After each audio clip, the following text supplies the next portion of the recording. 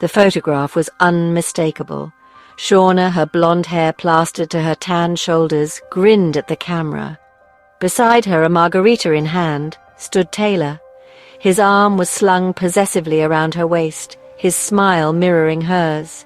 It was the epitome of a romantic getaway, a paradise found.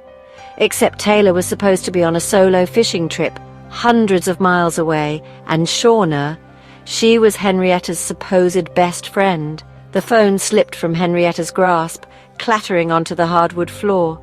The image, however, remained seared into her mind. It was a betrayal so profound, so deeply personal, that it felt like a physical blow. A wave of nausea washed over her, the taste of bile rising in her throat. How could he? How could they? Her gaze fell upon the framed family portrait on the mantelpiece. Two beautiful twin boys, Thomas and Marcus, beamed back at her, their smiles mirroring their father's. A sob caught in her throat. She wouldn't let this break her. She wouldn't let them grow up in a house poisoned by lies and deceit. Henrietta knew she had to act, and fast. The duffel bags were packed with a frantic energy, clothes thrown in haphazardly alongside essentials. Thomas and Marcus, their faces etched with confusion, watched their mother's hurried movements. "What's going on, Mommy?" Marcus asked, his voice small and uncertain. "Henrietta, we're going on an adventure," Henrietta managed, forcing a smile onto her trembling lips. She couldn't bear to burden them with the truth, not yet. Henrietta, a surprise trip to Grandma's. The lie tasted like ash in her mouth. The drive was a blur, the highway stretching before them like a dark ribbon in the fading light. Henrietta gripped the steering wheel, her knuckles white, her mind racing. Fear, sharp and cold, gnawed at her insides. What if Taylor found them? What if he tried to take the boys away from her? The thought was unbearable. She glanced at the rearview mirror, catching the reflection of her son's worried faces in the dim light. "Henrietta, it's okay. Everything will be okay." But even as she spoke the words, doubt gnawed at her heart. The silence of her childhood home pressed in on Henrietta, heavy and suffocating. Her mother, her face etched with worry, held her close. "Mother, you did the right thing, sweetheart," she murmured, stroking Henrietta's hair. "Mother, he can't hurt you here." But the words offered little comfort. The image of Taylor's face, contorted with rage, filled Henrietta's mind. She could almost hear his voice, cold and menacing, echoing in her ears. He would come for them. She knew it with a certainty that chilled her to the bone. The boys, sensing their mother's distress, clung to her legs, their small bodies trembling. Henrietta forced herself to smile, to project a calmness she didn't feel. "Henrietta, why don't you two go play in your room? Grandma has all your favorite toys." As they scampered off, their footsteps echoing in the quiet house, Henrietta turned back to her mother. "Henrietta, I have to disappear. He can't find us, Mum. He just can't." Her mother's embrace, warm and familiar, did little to soothe the turmoil raging within Henrietta. The fear was a living, breathing thing now, coiling around her heart, squeezing the air from her lungs.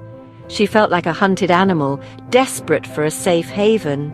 "Mother, we'll figure this out. We'll find you a lawyer, a place to stay, a new life, a new life." The words hung in the air, heavy with both promise and uncertainty. Could she really start over, rebuild her life from the ashes of her shattered marriage? What about the boys? What kind of future awaited them, forever marked by their father's betrayal? The questions swirled in her mind, a dizzying vortex of fear and doubt. But one thing was certain. She would not be another victim.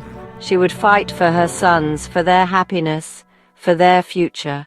She would not let Taylor win. The phone call came in the dead of night, shattering the fragile peace that had settled over the house.